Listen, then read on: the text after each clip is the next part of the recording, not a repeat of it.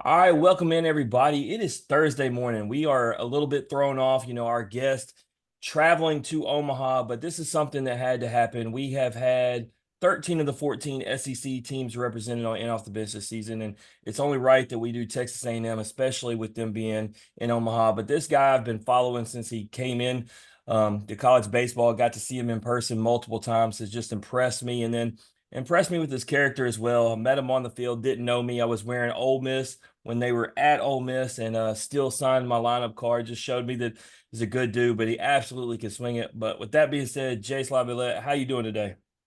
I'm doing well. I can't complain out here in Omaha. Yeah, no doubt. Well, I'm gonna be there tomorrow morning. What's the heat like? It's not bad, actually. I think this week it's like high of like 92, 93, but I'll say that 92, 93 feels nothing like a College Station 92, 93. Yeah, no doubt. I will definitely take it. It definitely is not the heat of the South up there in Nebraska, but I am all for 93. But let's get into it. Let's break the ice real quick before we get into your story. Everybody always wants to talk music. If you could go see any concert right now, who are you going to see? Cody Johnson, without a question.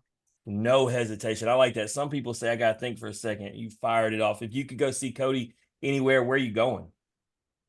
Dude, honestly, I think it's probably going to be like a Kyle Field type thing. So out in College Station, they have George Strait doing a concert, I think, Saturday in Kyle Field.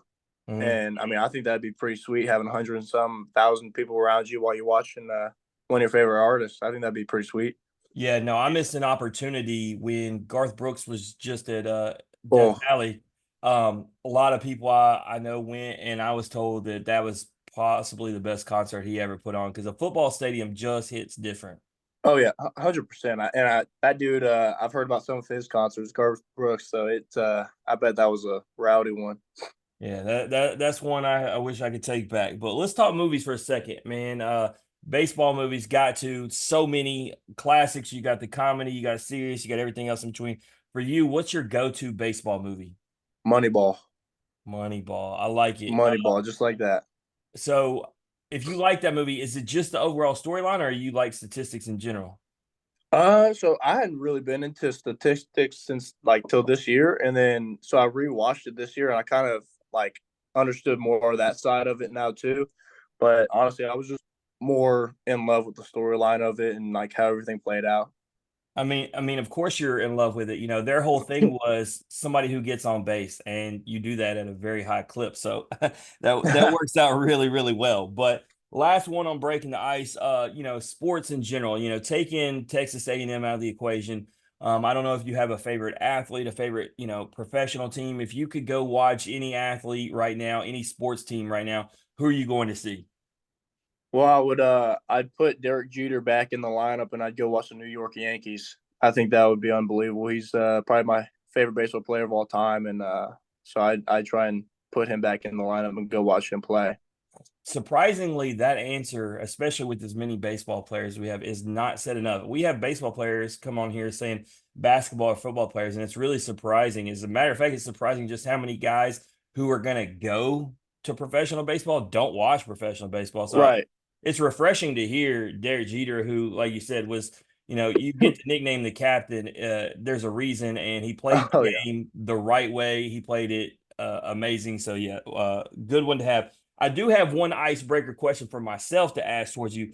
Instagram, I started following you, Lord Tubington. Explain it to me. Yeah. So I don't know if you know Hayden Shot yet or not. So that kid's a character. He's an unbelievable human being, and so we're just kind of. I think we were at my house, and he starts calling me Tubby out of nowhere, and then so everybody at the field starts calling me Tubby, and then all of a sudden they were like, "All right, like let's try something different. Like let's like amp this up a little bit more." And then he started calling me Lord Tummyton, and he was like, "Dude, you've got to switch it on your Instagram. Like we've got to make this stick." And I was like, "You know what? Fine. Like I'll do it. If you want me to, I'll do it." And then it actually kind of stuck for a little bit. Well, it's still stuck, and now I'll come out of the game or out of the field, and I'll have little kids like Tubby, Tubby, and it cracks me up every time. It's Yeah, unbelievable. you got to embrace it now. But I do like that. I like it. It's unique. It came from your boys, and now you have fun with it. So I dig it. All right, so let's get into your story. Where are you from? I was born in Florida. Only lived there for probably a few weeks. Moved to Lafayette, Louisiana. Lived there for a few years, and then moved to Katy, Texas, and lived there for the remainder of high school and everything. So when people ask where you're from, I assume you say Texas. Yeah, I just say Katy. It's not a bad thing to just say Florida. You could, but obviously Louisiana, maybe not three bad places, even though you didn't spend a long time in any of them.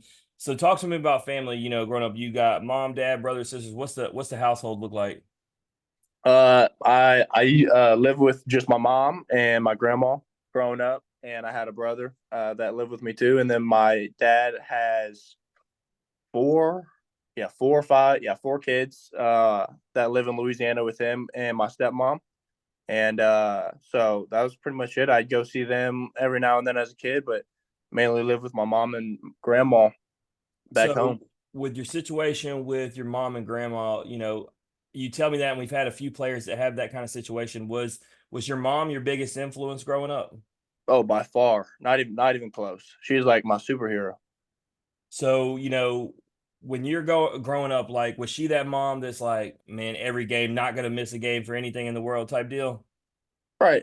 Yeah, but it was almost like she was like it was a weird dynamic. Like she'd never tell me good job. She'd never tell me like anything. So and still to this day, I find it so funny. She'll never tell me good job. The only time I'll ever get a text from her after a game is if she texts me. She's like, "Hey, like you played pretty bad today. Like good night, love you." That's literally it. She has never said good job, but I love it. I find it hilarious. That tough love, man. I tell you, the I had that same thing with my stepdad, and then one time I was around the corner and he didn't know I was there, and I heard him talking to his buddies, and he was bragging on me on how much I impressed him, and I was like, you know what, man, I'd rather him actually be telling everybody else that than even me, because like I don't know, like as much as you want to hear it yourself, I don't know, like I like that he's bragging on me. So I guarantee you, your mom's the same way without even knowing her. Like when Oh, you're not oh, 100 around, percent. hyping you up. 100%, I agree. But I'd rather her just keep telling me I'm playing bad than her ever like shove it down my throat. So I agree 100%. So usually we go through talking about high school travel ball, all that, but man, with everything you got going on, I just want to get into it. You're obviously a highly coveted prospect in high school. College is reaching out. Was it as simple as you grew up in Texas and you're a Texas A&M fan, or what was it about Texas A&M that made you choose there? Yeah, it was not simple at all. I was actually I was committed to LSU before I went to A&M. I was committed to LSU for I think around 2.5, maybe 3 years, and then they had the whole coaching changes and everything, and Nolan went to A&M, and he was like, "Hey man, like we've got a spot for you," like, and I just fell in love with the place. It's an unbelievable college, unbelievable institution. I mean, it's one of the best in the country, and I just fell in love with it. Yeah, and I think it's pretty interesting that when you talk about the coaching change, Jay Johnson is known for getting everyone. And here I am as an LSU fan, learning that we lost you when Jay Johnson came in. But I'll be honest, as an LSU fan, it evens the playing field, right? People already hate us because the rich get richer. And Chase, if you were at our school, it definitely wouldn't make anybody like us anymore. And here you are with Yeah, A&M in Omaha. So I can honestly say, just as a general baseball fan, taking the LSU thing off the table, I love it, man. It makes for a better story with what you got going on. yeah, Being a kid from Texas and everything. So let's get into freshman year, man. 287, 50 runs, 21 home runs, 63 RBIs. Obviously, an outstanding freshman year, but it's always, when we talk to you guys, it's about what you learn the most. yeah. Freshman year is such a big year. For you, what would you say you learned the most playing college baseball in the SEC? Definitely how to deal with failure, man. Like the numbers don't reflect of how poorly my year started off. Like it was really really bad, and I didn't understand like college baseball is really really hard, and I had to look back on it and be like, dude, I'm playing this game because I love this. Like I've loved it since I was a little kid. Like there's no reason for me to put pressure and put stuff within the game that's honestly like I can't control. Like I have to just control the controllables and just go back to what I do, and that's having fun. And Yeah. once I learned that, then the numbers kind of started reflecting a little bit better. But that first start of the season was brutal. Well, at least your numbers did reflect that way they did because we have a lot of guys, man. Whether it's they ended up to the bench or even had to transfer out just because the SEC was way harder than they ever imagined. And so for you, it was good to see that you overcame a rougher start and then able to have the success that you did. So coming into this season, even with those outstanding numbers, improved batting average of 314, runs 83, 28 home runs, 77 RBI. So, man, with those kind of stats, was it as simple as just experience or, was it a change in plate approach? How did it go that you were able to have, production increase in every statistical category? Yeah, it was more about how much I cared. And I hate to say it like that, but it was like last year I think I cared so much about things that I couldn't control. And this year I really just looked back on it. I'm like, dude, all right, I've already gone through a year. I know what it's going to be like, right? I know I'm going to have struggles throughout the year, so there's no point in me trying to be perfect all the time. And then at the same time, I think I have one of the best hitting coaches in the nation. So let's just put all my trust in this guy, and then let's just go have fun. And that kind of cleared my mind, freed me up to just honestly do kind of what I've been doing this year. So Yeah, and it's clearly working out for you. You're having massive success, and then you're in a lineup, man. You're one of the few lineups that I can honestly say, like 1 through 9, can get you. And it's kind of showed, right? A lot of years when you get to Omaha, pitching is what gets it there, and they showed it through the regionals, right? The teams that were more significantly known for pitching did not survive regionals, whereas the teams that could swing it, yeah, did. And here we are, same thing, getting into Omaha. A lot of those teams carried over. Obviously, the most notable is y'all in Tennessee. But what's it like being in a lineup, man, where like there's just no breaks? I just know it sucks for the opposing pitchers, man. Like whenever we're going well and doing what we're supposed to do, it's brutal. And I can attest just because I've heard from some of our pitchers in the fall being like, dude, like this sucks. Like whenever y'all are like legit on and like you're not swinging at balls, you're swinging at strikes, and it's tough lineup to face. And I was like, yeah, well, hopefully we can do that all year. And we were doing it up until the last few weeks, and I think we got a little sped up in the last few weeks and just kind of went away from our approach. But at the end of the day, I think that's baseball, and I think we've kind of started to come back around to what we do. And so it's been pretty fun this last 2 weeks of postseason baseball. Yeah, no, I mean, I was covering the LSU series, and I think a series like that are important because the best teams, if you look at the teams that have won the championship over the last 3 years, specifically because they were in the SEC, they all got punched in the mouth down the stretch. Yeah, I think it's important you do that. If you cruise, you don't want that, Tennessee in 2022, right? Didn't lose the SEC series. It happened in the postseason. That's not when you want that right. wake up call to happen. So I think it's good for y'all that y'all did have it. The one thing that's obviously not good, the loss of Braden, but I'll say this, right? Like that happens early in the Oregon series, and people are like, will they be able to survive? And then y'all still dominated. Y'all were still able to hit, which just shows the depth that we're talking about. But Right. I will ask, what's the locker room vibe like? I mean, have y'all moved past it? I'm sure he's y'all's biggest, fan as a part of the group. How have y'all handled the loss of Braden? Yeah. Whenever it happened, it kind of, I mean, what it happened in the first or second inning of the first game, Mhm. and it kind of it was like a punch in the face to everybody, right? Like the whole, like you could feel like a change in the dugout. Like it didn't feel the same. And then we all had to be like, hey man, like let's deal with this after the game. Like we can't think about this right now. Like we have to go win this damn game right now. Like what's important now is winning this game. Let's go win it, and then we can go, like we can deal with whatever just happened. And so that's what we put all of our focus back into. And then we saw him come back out later in the game and started like cheering us on, and that kind of lightened up the dugout again. And so it was awesome. He's an amazing teammate, just an amazing person to be around. It. I I wish it didn't happen to him. Like that's just Mhm. terrible. Like it's the worst, literally the worst thing that could have happened. But I mean, I think everything happens for a reason. God puts you in places that you could never imagine being in, and so I think he'll come back from this stronger than he could have ever imagined. Yeah, absolutely. You're right. And it's the way to look at it. It is hard to understand, but nonetheless, like, y'all had the mental fortitude to push through because I've seen teams completely break down and not even just in baseball, covering numerous different sports. I've seen when a leader goes down and everybody just kind of crumbles behind them, but that wasn't y'all. So y'all ultimately beat Oregon, punch your ticket to Omaha. every kid's dream is to play in Omaha. What was it like that moment y'all punched the ticket? I've never felt something like that, but it was unbelievable. It was something that I've kind of dreamed about since I was a little kid. I've always watched games out in Omaha and on TV, and it's just it's kind of surreal, right? Like I don't really feel like it's hit me yet. I feel like it'll hit me whenever we start playing that first game, and there's however many people watching. But I uh I just want to know what A it's. Saturday night Oh SEC game in yeah, Omaha. I'm going to tell you right now, at the stadium alone, there will be 25 plus. yeah. So it'll, That's what it'll be the largest. Yeah, it'll be the largest you played at. And then I'm sure the viewership. I mean, y'all got big names on both sides. It's an SEC thing. Like I couldn't imagine a better first round matchup. And I want to jump right into that because we don't hide it on this show. We yeah. don't like Florida like at all. Like we had Colby Shelton just because Charlie Condon and Drew Beam told me if we were going to hashtag everything grow the game, we had to be fair and do all teams. So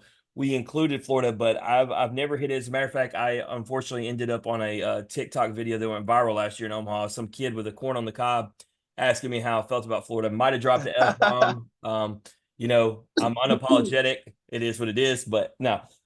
So I say that to say Saturday night, check it out, guys. It's my birthday. I'm turning 40. Oh, And I actually told on the show the other night when we were at Grant Smith, he was like, "What do you want for your birthday?" I was like, "Florida to lose." And so, bro, hey, make sure y'all take care of that for me. I can't have Florida ruining my night. Obviously, it's a bigger deal let's for do it. y'all. So, Well, happy hey, birthday, man. I appreciate it. Yeah, hit a bomb for me. Take care of them. It's nothing personal. Look, hey, you talk about living in different places. I was stationed in Florida, and the reason Yeah. for that is, man, I lived down there for 3.5 years, and their fan base is just it's a tough pill to swallow. So people, Brutal. why do you hate Florida so much? I was like, man, I've lived where 5 different SEC fan bases are, and I was like, it's the worst one. So Yeah. it's not personal towards the players. It just is what it is. That's But awesome. before I let you out of here, man, we play a game called This or That. It's brought to you by Chinook Cedar. I actually went to look, and I've actually packed my bag, so all my seeds are up. But 8 flavors, Mile of the Wild. I'm sure you heard of them. The best in the game. I will have some there with me. I will. If you don't have any, man, come by the Chinook tent. Yeah. I'll get you taken care of for your team. But with that being said, I narrowed the questions down a few, so get you out of here. But first one: would you rather grill out or go out to eat? Grill out. What's your favorite thing to throw on the grill? Steaks for sure. A fillet. Has to be a It's the fillet. only right answer. People who say burgers, I'm Yep. like, bro, it's steaks or chicken. Has Even though they say chicken, it's steaks. 100%. How do you like your steak? Medium rare. I mean, I always err on the more rare side. I can't do a overcooked steak. See, my wife hates me because I go medium. She's medium rare, and she's like, it's Come too on. it's too low. Hey, I'm still doing well because my dad's Cajun and he does it medium well, and it's got Yeah. it's got the black on it. So I mean, I'm doing good in between because when I was growing up, man, I had to chew through that hard rock stuff. So That's how my mom was too. Whenever we were younger and we'd have steaks, she'd always do it medium well, and I was like, dude, this is brutal. yeah, got the charcoal black on the outside. You're fighting, Yeah. man. All right, fast car or luxury car? Ooh, luxury. All right. This is my favorite question of this season. Would you rather trip and fall in public or pass gas in public? Oh, dude, pass gas in public. I do that. Thank I'll do you. that anyway. Thank you. Look, so many, Yeah. so many guys come on here and talk about, oh man, I don't want to pass gas in public. Bro, you're a collegiate athlete. If you Yeah. I'm trip not and about to fall, trip. that's embarrassing. Dude, I will gladly just walk around, just pass some gas, just like it. It's not a big deal to me. And then when you get to, I mean, yeah, you're clearly okay with it now. But if when you get to my age and you have a kid, look, if I pass gas and crop dust, and then they look at me, I point at him. Right Hey, to bro, it was him. It was him. bro, look. That's awesome. All right, this question, there's no right answer. Just to be clear, it's just your Yeah, preference. Would you rather wrestle a bear or a tiger? a bear. I'd wrestle a bear. We've over the years had people say they could outrun a bear, runs 35 miles an hour. Saying Yeah, no, you're they're not like, outrun. I'll climb a tree. Both can climb a tree. Like that's why we say there's no good scenario. It's just about what way do you want to go out. I'm wrestling the bear. I'm putting up a good fight. Honestly, I I'm down. I'm down. All right. Last question, the money question. You're in Omaha. So this is the first time I've ever asked this question to somebody who was there. Would you rather have $10 million cash dropped off to you right now or win the national championship? Win the national championship, no See, question. it's easier for you than anybody I've ever asked because you're there, you're feeling it, you're in the mood, But I will say this, Jace, we asked Paul Skeens after he won the national championship and he had just got drafted and got $10 Yeah. million, and he said he would give the money back. Really? Yeah, and so I believe it. So when I have somebody who actually has $10 million tell me they would choose the national championship, it's real hard for me to argue at that point. Like, Right, 100%. but it's not about the hardware, right? It's about the memories, the blood, sweat, and tears from the About summer what all the way all went through. through it. Yeah, 100%. You, It's not you, about the you can't trophy. It's replace not it. about all that. It's about Yeah. everything that went into it. Well, no doubt. Well, with that being said, man, I'm gonna let you get to it. Man, I will, like I said, I will be there. I wish you nothing but the best of luck. Hopefully, man, y'all have fun, stay healthy, and man, just enjoy it and take it, win or lose, man. Enjoy this because you never know what's in your future if you make it back, and you want to make sure it's the best time of your life. Yes, sir. Thank you so much. Absolutely. That's Jace Laviolette, everybody. If you like hearing his story or you just like hearing Average Joe's talk X's and O's, please like and share the podcast on Facebook, retweet us on Twitter, listen and subscribe on Apple, Spotify, and Anchor. As always, ratings, comments, hugs, love, feedback, all that good stuff is welcome. We'll see everyone back in Omaha. We will be there starting tomorrow night. But in the meantime, remember, strong bodies, sharp minds, grit and grind all the time. We are out.